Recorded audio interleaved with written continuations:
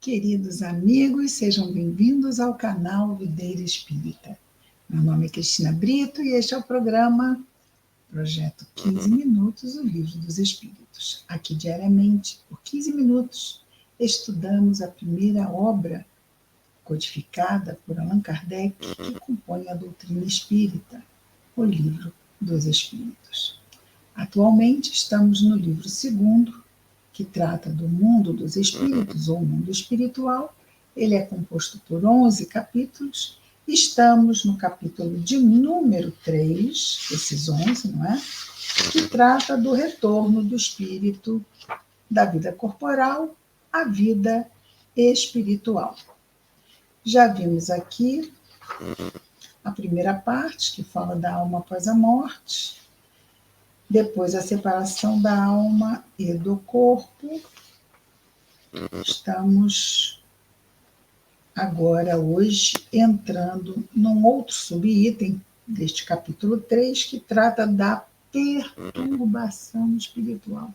E essa perturbação espiritual não é aquela que, quando descemos a nossa sintonia, vem um espírito também de baixo teor vibratório, não é? Um espírito em perturbação, para nos perturbar. Não é essa a perturbação espiritual. É a perturbação espiritual que advém da desencarnação nesse processo de adaptação a esse retorno a essa realidade, né, do mundo espiritual. Vejamos, então, a questão 163 sobre perturbação espiritual, e Kardec pergunta assim aos espíritos: deixando o corpo, a alma tem imediatamente consciência de si mesma? Consciência, respondem os espíritos. Consciência imediata não é bem o termo. Ela fica algum tempo em estado de perturbação. Veja, nós não somos espíritos bons, de alta vibração. Então, nosso estágio ainda muito materializado, essa reentrada, essa saída do mundo materializado para o mundo espiritual, ainda exige de nós, ok? Então, não passamos a ter uma consciência imediata com a desencarnação.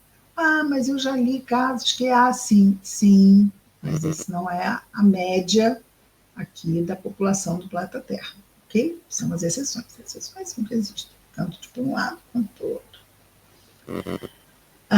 Então, o desencarnante fica algum tempo em estado de perturbação. Algum tempo é algo muito vago, não é? Pode ser algum pouco tempo, algum muito tempo.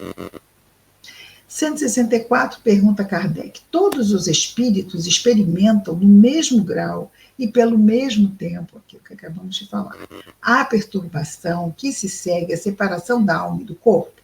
Não. Depende da elevação de cada um. Vamos dizer isso, né? Aquele que já está purificado se reconhece quase imediatamente, porque se libertou da matéria durante a vida do corpo, ao passo que o homem carnal, quer dizer, aquele ainda materializado, apegado às coisas da matéria, aquele cuja consciência não é pura, guarda por muito mais tempo a impressão da matéria. E é isso mesmo que causa esse estado de perturbação. Na questão 165, Kardec pergunta: o conhecimento do espiritismo exerce alguma influência sobre a duração mais ou menos longa da perturbação? Resposta dos espíritos: se o conhecimento do espiritismo vai influenciar de alguma maneira sobre a duração mais ou menos longa da perturbação. Os espíritos respondem: influência muito grande, visto que o espírito já compreendia de antemão a sua situação. Mas a prática do bem e a consciência pura exercem maior influência. Muito bem. Então, a gente pode não ter conhecimento, pode, né, pessoas que não são espíritas, não ter conhecimento, mas que foram caridosos, prática do bem, e que têm a consciência pura, ou seja, que não semearam o mal no mundo, exercem maior influência do que o conhecimento. Então, sim, a a influência do conhecimento é grande, mas a prática sempre supera a teoria, né? Então, por isso que a pessoa pode ser ateu, ou ateia, no caso, e ser extremamente caridosa e não ter feito coisas más durante a sua encarnação, e isto conta definitivamente para que possa chegar no mundo espiritual. Vai ficar confusa? Vai, é materialista, mas logo vai chegar alguém e vai explicar. E como não é a primeira vez que ela está no mundo espiritual, porque foi de lá que ela saiu para a encarnação, em breve ela começa a recobrar a memória e vai reconhecendo que, sim, é mesmo, sai daqui, eu lhe conheço, sim, eu trabalhei nessa instituição antes de reencarnar. Pronto. Tudo se resolve. Então, Kardec agora vai fazer um comentário. E aí terminamos este capítulo 3 com o comentário de Kardec sobre a questão da perturbação espiritual, e Kardec nos comenta, é um comentário de bom tamanho. No momento da morte, esse é o comentário de Kardec, ok? No momento da morte, tudo a princípio é confuso. A alma precisa de algum tempo para se reconhecer. Acha-se como que aturdida no estado de uma pessoa que despertou de profundo sono e procura compreender a sua situação. Já tiveram essa sensação? Às vezes estão dormindo fora de casa e acordam e não têm noção de onde estão. Isso pode acontecer até dentro de casa. A pessoa acorda segundo, assim, às vezes menos de segundo. A pessoa, onde eu estou? Ela, às vezes pode estar em casa. Sim, de reconhecer aonde está. Interessante. Continua Kardec dizendo: a lucidez das ideias e a memória do passado lhe voltam à medida que se apaga a influência da matéria da qual acaba de se libertar e se dissipa a espécie de nevoeiro que lhe obscurece os pensamentos. A duração da perturbação que se segue à morte é muito variável. Pode ser de algumas horas, como de alguns meses e até de muitos anos. É menos longa naqueles que, desde a vida terrena, se identificaram com o seu estado futuro de espíritos, né? Vamos retornar uma hora ao mundo espiritual. Pois esses compreendem imediatamente a posição em que se encontram. Opa, eu acho que eu estou desencarnado. Acho que eu voltei aqui para o mundo espiritual.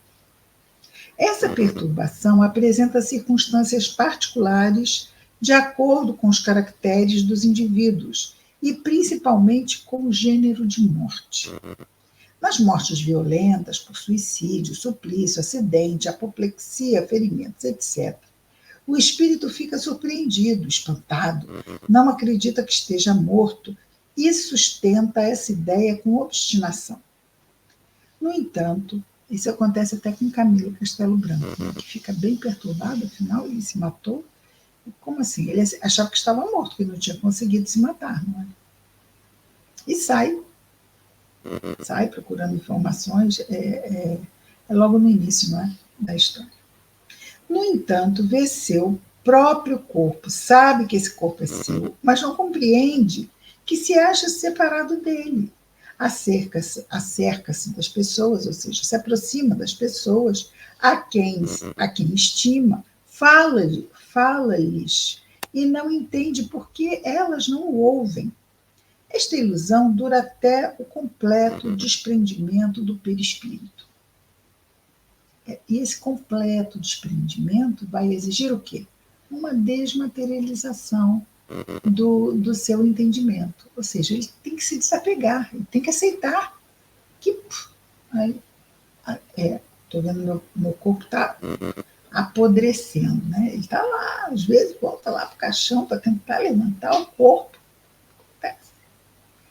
Mas o próprio processo de decomposição, uma hora lá convence a pessoa de que acho que não vai acontecer. Isso já facilita que ele vá se abrindo a um outro nível de entendimento.